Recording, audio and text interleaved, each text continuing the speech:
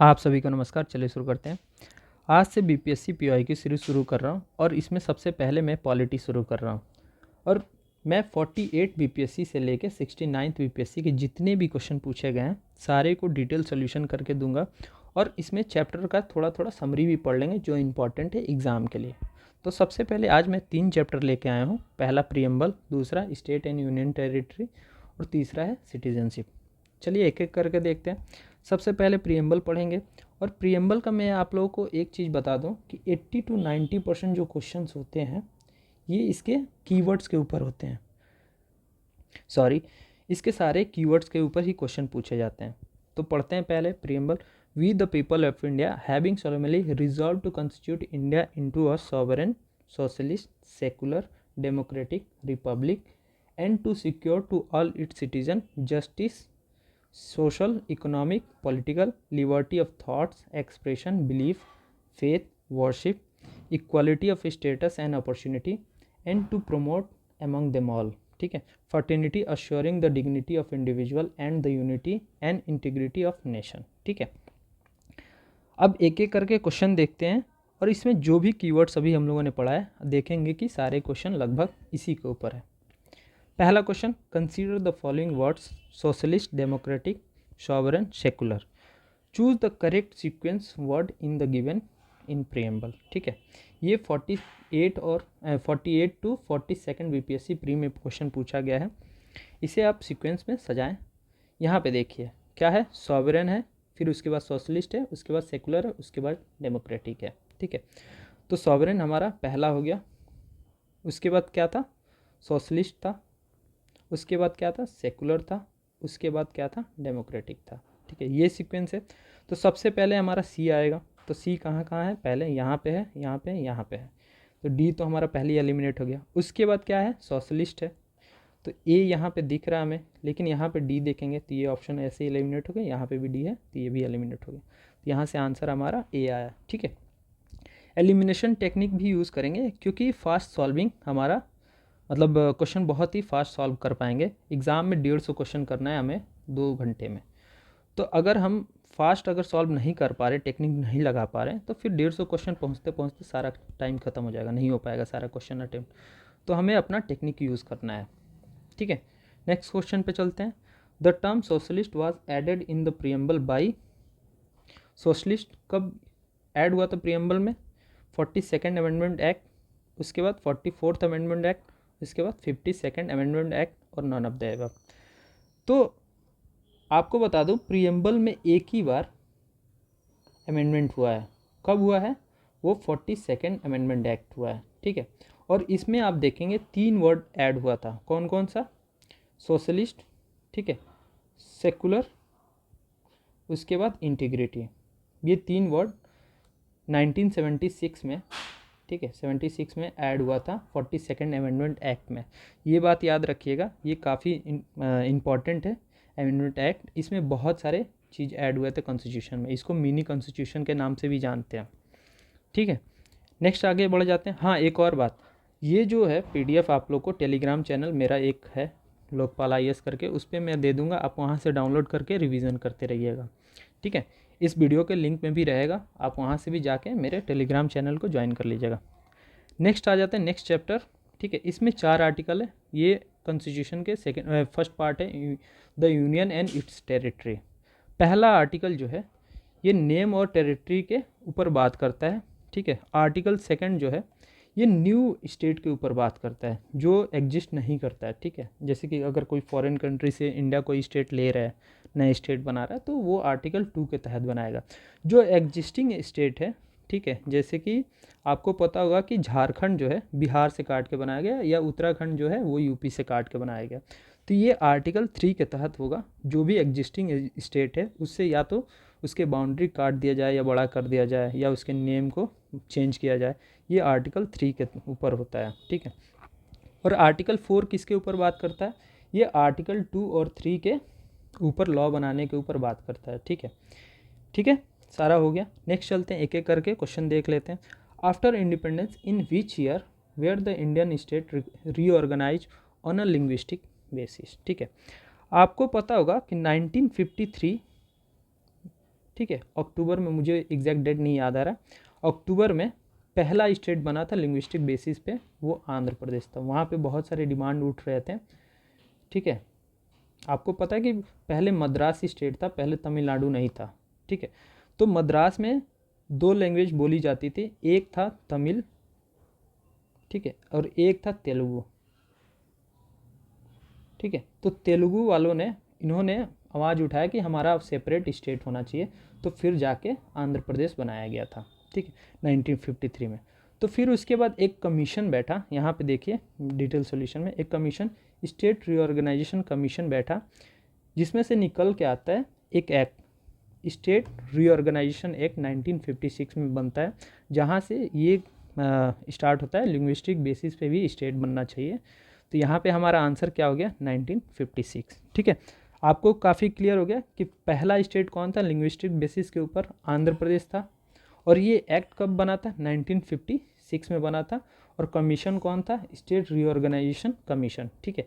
एक एक चीज़ जो भी इसमें बताया जा रहा है आप लोग को पॉइंट, वो याद कीजिएगा, इस पे सारे क्वेश्चन बन सकते हैं, ठीक है। नेक्स्ट आगे बढ़ जाते हैं। Creation of a new state require a majority of the constitution, a constitutional amendment, ठीक है। कोई भी स्टेट बनाना हो, ठीक है, तो उसके लिए क्या पार्लियामेंट में सिंपल मेजॉरिटी से बनेगा, ठीक है, कि 2/3 मेजॉरिटी से बनेगा, 2/4 मेजॉरिटी से बनेगा, या 2/3 plus ratification of half of the all states, इसके थ्रू बनेगा, ठीक है, या नॉन ऑफ द अबव, या मोर देन अबव, ठीक है। तो आपको ये बता दूं कि कोई भी स्टेट है वो सिंपल मेजॉरिटी से उसके नाम चेंज हो सकते हैं, या कोई नया स्टेट बना, आर्टिकल 3 में बात करता है कि सिंपल मेजॉरिटी से कोई भी स्टेट के नाम चेंज हो सकते हैं, बाउंड्री घटाया बढ़ाया जा सकता है, या कोई नया स्टेट बन सकता है, ये सिंपल मेजॉरिटी से ही होता है, ठीक है। ना तो 2/3 मेजॉरिटी चाहिए, ना 3/4 मेजॉरिटी चाहिए, ठीक है। ये हो सकता है, जैसे यहाँ पे देखिए, president must refer the proposal to the concern state legislature.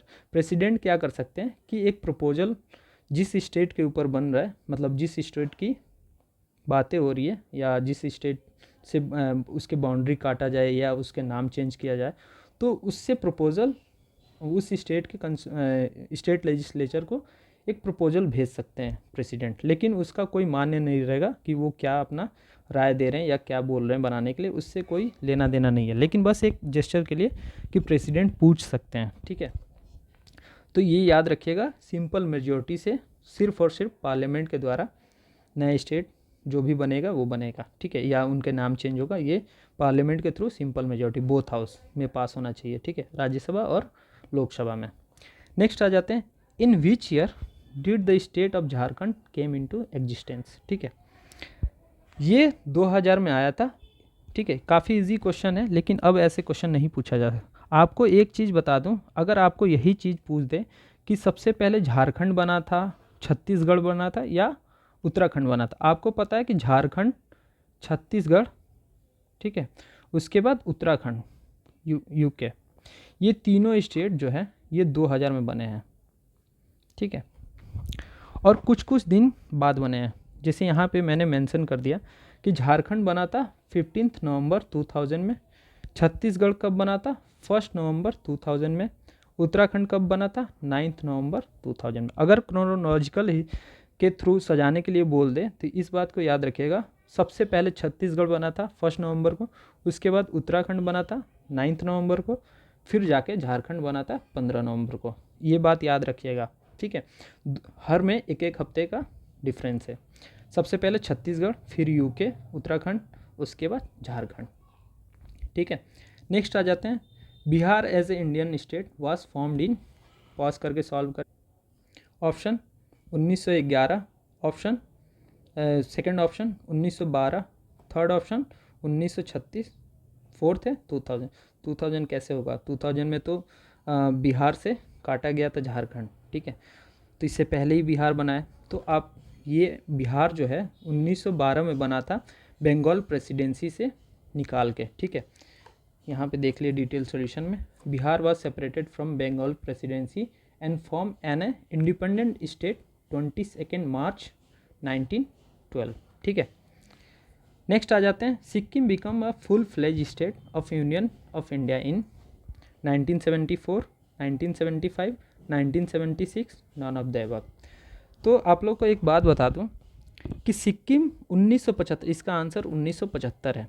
1975 से पहले ये हमारे स्टेट हमारे देश का पार्ट नहीं था, बस इंडिया इसको प्रोटेक्शन देता था। किससे? मिलिट्री से, ठीक है, फॉरेन अफेयर्स से इसको। उसके बाद आई थिंक फॉरेन अफेयर्स और भी एक दो चीज़ हैं, उससे प्रोटेक्शन देता था पहले। बाद में वहाँ रेफरेंडम हुआ और वो इंडिया का पार्ट बन गया, ठीक है। यहाँ पे देखें, Sikkim become full fledge state of union state 16 May 1975 after referendum following which the 36 amendment act हुआ था इसके रिगार्डिंग, ठीक है। ये बात याद रखिएगा। बहुत जैसे मैंने यूपी पीसीएस के क्वेश्चन देख रहा था तो उसमें ये बातें पूछी भी गई है कि सिक्किम किस अमेंडमेंट के थ्रू बना है। तो 36 अमेंडमेंट एक्ट के थ्रू बना है और ये इंडिया का 22वां यानी 22वां स्टेट है, ठीक है। ये इंडिया का 22वां स्टेट है और 36 अमेंडमेंट एक्ट के थ्रू सिक्किम बना है, ठीक। नेक्स्ट आ जाते हैं, हमारा चैप्टर शुरू होता है सिटीजनशिप। तो सिटीजनशिप में आर्टिकल काफ़ी इंपॉर्टेंट है, जैसे आर्टिकल 6, ठीक है। आर्टिकल 6 किसके ऊपर बात करता है? Migrated to India from Pakistan, जो लोग पाकिस्तान से इंडिया आए हैं, ठीक है, उसके ऊपर बात करता है आर्टिकल 6। आर्टिकल 7 किसके ऊपर बात करता है? माइग्रेटेड टू पाकिस्तान, जो इंडिया से पाकिस्तान में गए हैं, ये बात याद रखिए। फिर आर्टिकल 8 देखें, ये किसके ऊपर बात करता है? जो भी इंडिया ओरिजिन के जो भी आदमी है वो इंडिया से बाहर रह रहे हैं, उनके ऊपर बात करता है आर्टिकल 8। आर्टिकल 9 किसके ऊपर बात करता है? अगर कोई आदमी फॉरेन कंट्री जैसे यूएस का अगर कोई अभी सिटीजनशिप ले लिया है तो उसके सिटीजनशिप के ऊपर बात करता है कि वो अब इंडियन सिटीजनशिप नहीं रहे, ठीक है, उसके ऊपर आर्टिकल 9 बात करता है। याद रखिएगा, आर्टिकल 6 किसके ऊपर बात करता है? जो पाकिस्तान से इंडिया आया है उसके ऊपर। आर्टिकल 7 जो इंडिया से पाकिस्तान गया उसके ऊपर। आर्टिकल 8 किसके ऊपर बात करता है? जो इंडियन ओरिजिन इंडिया से बाहर रहते हैं, ठीक है, उनके राइट्स के ऊपर बात करता है, ठीक है। आर्टिकल 9 किसके ऊपर बात करता है? कोई पर्सन अभी रिसेंट में फॉरेन स्टेट का सिटीजनशिप ले लेता है, उसके सिटीजनशिप मतलब इंडियन सिटीजनशिप ना होने के ऊपर बात करता है। आर्टिकल 10 किसके ऊपर बात करता है? ये continuous of right of citizenship, मतलब इंडियन सिटीजन का राइट्स के ऊपर बात करता है। आर्टिकल 11 क्या करता है? ये पार्लियामेंट के पावर के ऊपर बात करता है कि ये पार्लियामेंट कुछ भी लॉ बना सकता है, इसके पास पावर है सिटीजनशिप के रिगार्डिंग, ठीक है। सारा आर्टिकल अब हम लोगों ने देख लिया। नेक्स्ट चलते हैं, इसमें 2 ही 3 क्वेश्चन पूछा गया बीपीएससी में। ये 66 बीपीएससी 2020 में पूछा गया है और उस समय 2019 में एक अमेंडमेंट एक्ट हुआ, उसी के ऊपर क्वेश्चन पूछा गया है। When the constitution amendment act पास 11 दिसंबर 2018, 11 दिसंबर 2019, 11 अक्टूबर 2019, 11 अक्टूबर 2020। अभी मैंने 2019 बात किया तो इन दोनों में से कोई एक हो सकता है, तो ये ऑप्शन हमारा एलिमिनेट, ये ऑप्शन एलिमिनेट, ये नन ऑफ द अबव इसमें नहीं होगा। अब बच जाता है 11 दिसंबर के 11 अक्टूबर, तो ये 11 दिसंबर को हुआ था।